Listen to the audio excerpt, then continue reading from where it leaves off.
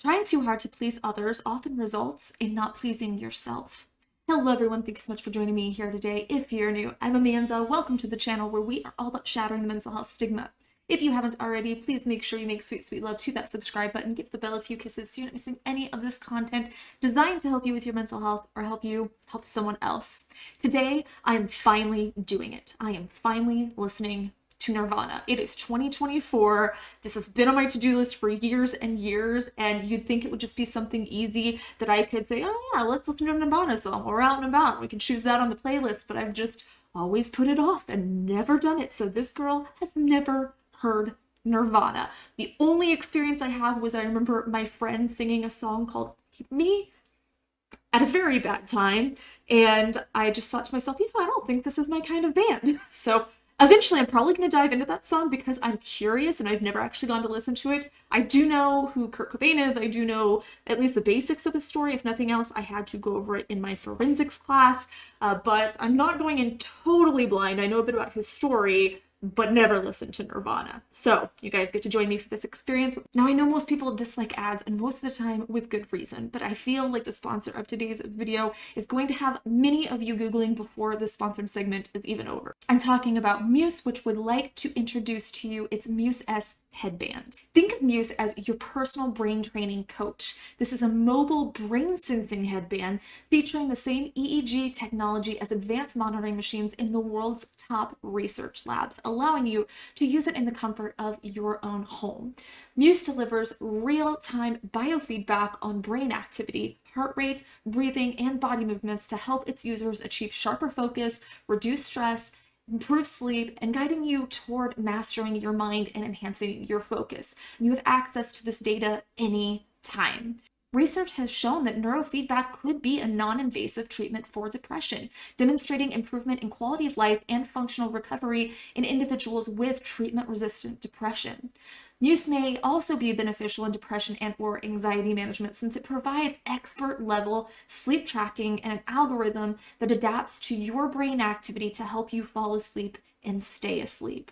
A study by leading research institutions found that Muse's EEG sleep technology improves sleep quality by 20%. One really cool thing about Muse that I personally liked is their brainwave visualization feature. Because with it, you can see your brain activity in real time and explore the different brainwave frequency bands, alpha, beta, gamma, theta, and delta. You'll be able to see your brainwaves move as you drink tea or listen to your favorite song. Now, I'm a very visual person and I struggle to stick with routines even if I know they're good for me if I'm not seeing the results immediately. This really helped me to see my mental health progress in real time. I mean, how cool is that? The opportunity to see into your own brain so that you can see that your efforts are paying off. I didn't notice much change with my sleep yet. I've only used it a few times though, so I don't know if that takes a little bit to shift, but I did notice a decrease in anxiety directly after using it. It was crazy. And I also noticed that in the hours after using it, or even really the rest of the day, I was better able to deal with stress without dysregulating, without getting overwhelmed. And that was huge. That was a game changer for me. So I thought definitely I'm going to continue using this and see if the results build on themselves. These are definitely significant improvements and positive things for my mental well-being. Head over to Muse and get 15% off your order by entering the discount code Amanda at checkout, or go to choosemuse.com/Amanda to get that same 15% off. I will link that in the description. I think that this can be very helpful to a lot of people who struggle with motivation and consistency, and I think it's an excellent thing for everyone to add to their mental health toolbox to be able to move in the right direction with their healing journey. Thank you, Muse, for sponsoring this video. Now let's get into the reaction. Lithium by Nirvana.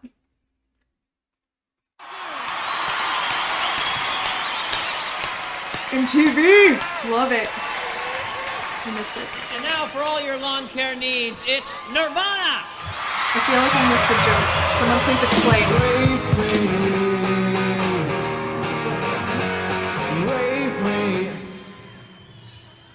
That's weird that I brought that up.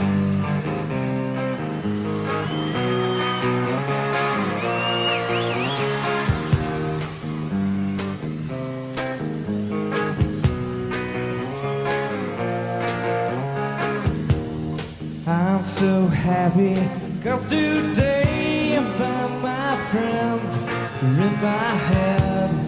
I'm so ugly, that's okay, 'cause so are you. Broke our ears, Sunday mornings, every day for all I care. I'm not scared, light my candles in our days, 'cause I found God.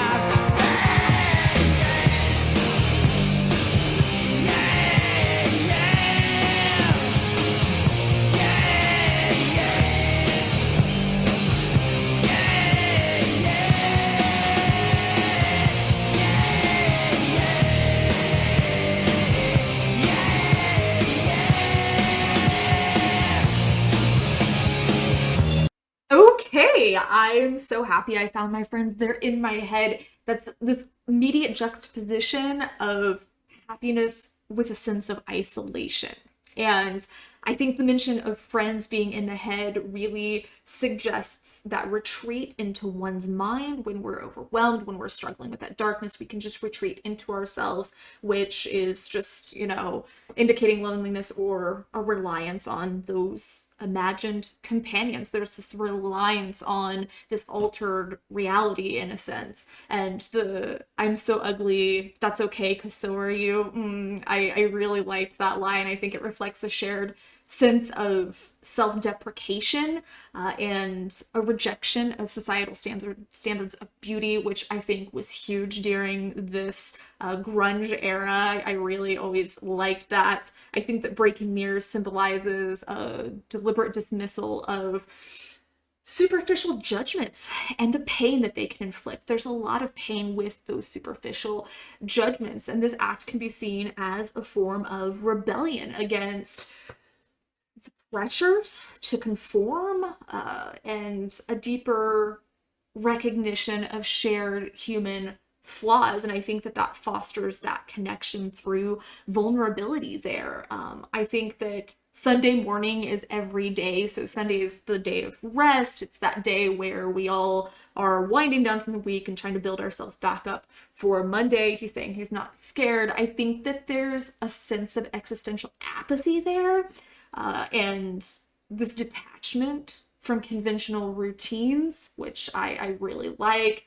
I think the blending of days is indicating that loss of differentiation, which is a big sign of depression. When we get in those spirals, we can lose track of the passage of time. But I think that I'm not scared that is introducing this paradoxical courage amidst this, despite this. So there's this confrontation with the void and an acceptance of uncertainty, and I really like that. The last part, I think, brings kind of a spiritual dimension into it. I know there's mention of God, and that's immediately spiritual for a lot of people, but I think the act of lighting a candle signifies a search for light and hope amidst the confusion, that I'm in a daze, the confusion.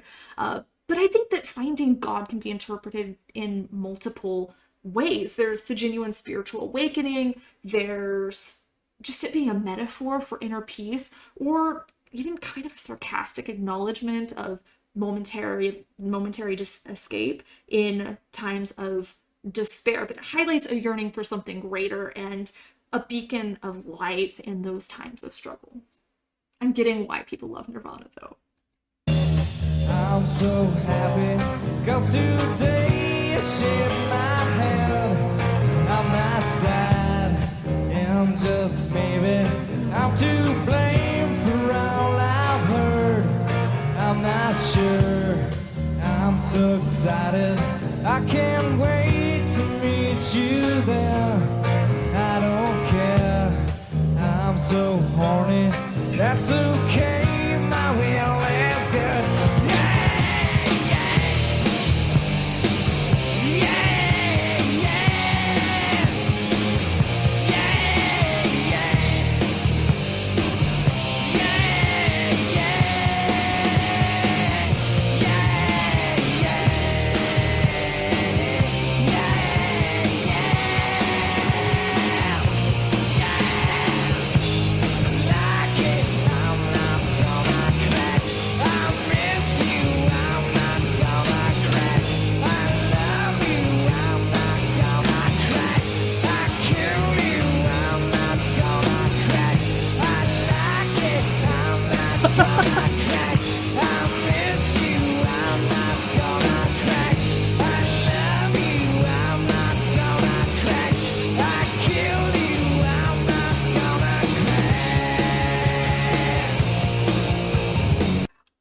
While his delivery is gruff and gritty, his vocal range is really pretty dynamic, and I think that that helps convey the spectrum of emotions here.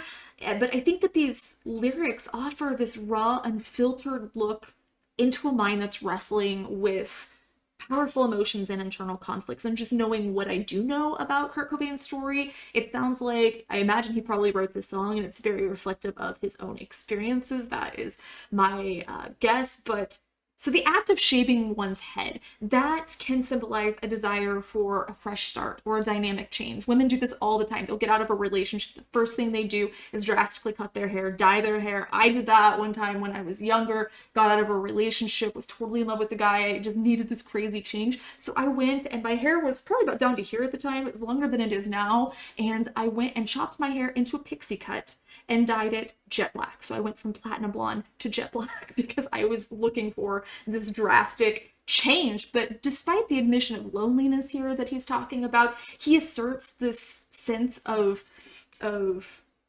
acceptance and emotional detachment. He's saying, I'm not sad, I'm not sad. And that suggests drastic actions as a means of regaining control, which was what I was trying to do at that time when I whacked all my hair off. Was I was trying to regain control when it felt like things were spiraling. And just maybe I'm to blame for all I've heard, but here I am. But I'm not sure, I'm sorry, but I'm not sure. I think that that really introduces self-doubt and acknowledges a potential responsibility for the chaos, for the negativity, for the state that he is in, that they've encountered, but still remains uncertain. So there's certainty and uncertainty. I just love when there's that juxtaposition in things. But then I think he goes into the struggles. I'm horny. Yeah, it kind of made me chuckle a little bit. But I think that it's really the struggle to reconcile primal instincts with moral values. So I think that it's highlighting the tension between physical needs and ethical self-perception. Cause today I find my friends are in my head. And just maybe I'm to blame for all I've heard. But I'm a turd. I'm so excited. I can't wait to meet you there. I don't care. I'm so retarded. I can't date with San Antonio. Hey, yeah. Yeah, yeah. Yeah, yeah. Yeah, yeah.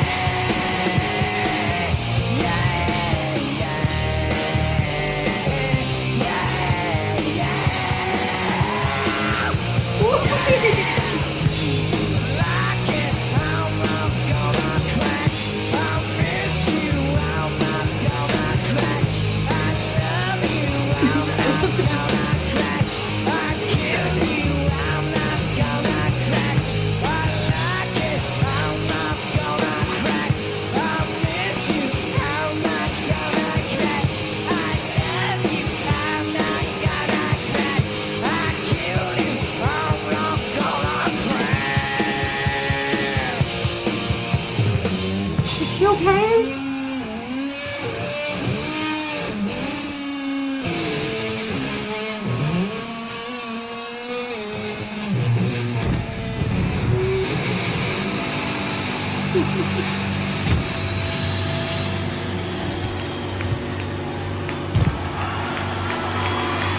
Oh my gosh, now I'm concerned for this bass player, I think it was. Now I'm concerned that he's injured. I know this happened all these years ago, but I'm just watching it firsthand. So I'm going, ugh, did he have any long-lasting injuries from that? And just watching the people stage dive really made me miss live shows. I got to stage dive at a Simple Plan concert. It was awesome. It just felt so liberating, and it was just this adrenaline rush, a good adrenaline rush. It was awesome. But his voice is so raw and unfiltered in a time where now everything is about filters and auto-tune that it's just a breath of fresh air. And now y'all have me mourning Kurt Cobain. Like, I didn't really have emotional investment in him or in this case, but now I'm gonna sit here and think about this the rest of the day and think about what a tragedy it really was. So I knew and I believed that it was a tragedy to begin with, but now I have more of a connection to that, I guess, because now I understand, wow, yeah, we really did lose a talent. We really lost someone who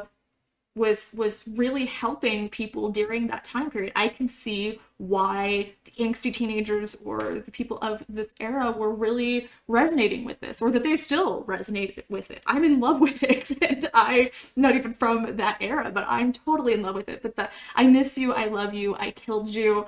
Wow, that sounds like my brain first and foremost, but I think obviously that covers this wide spectrum of emotions and experiences, from pleasure and affection to loss and destruction. And the recurring assertion of I'm not going to crack, I'm not going to crack, I think that that serves as this defiant proclamation of inner strength and unwavering determination to withstand emotional pressure. And that's beautiful when you can promise yourself that, when you can have that mantra so that you can persevere despite the turmoil. Excellent. I love it. I resonate with it. I understand why so many people resonate with it, why so many people were heartbroken. I actually heard that a lot of schools, when Kurt Cobain lost his life, I heard that a lot of schools actually let students off the next day. It distressed them so much that they canceled school the next day. I don't know if that's true. That's just what I've heard from some people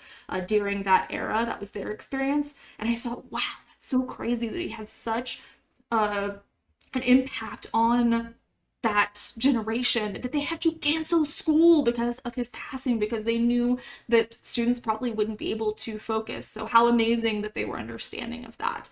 Thank you so much for gently nudging me or shoving me violently into the world of Nirvana. I'm definitely going to dive into more. So thank you very much. Make sure that you're sharing your mental health stories here in the comments. That's how we shatter the mental health stigma, is by talking about it. So good, bad, and crazy. Share your experiences.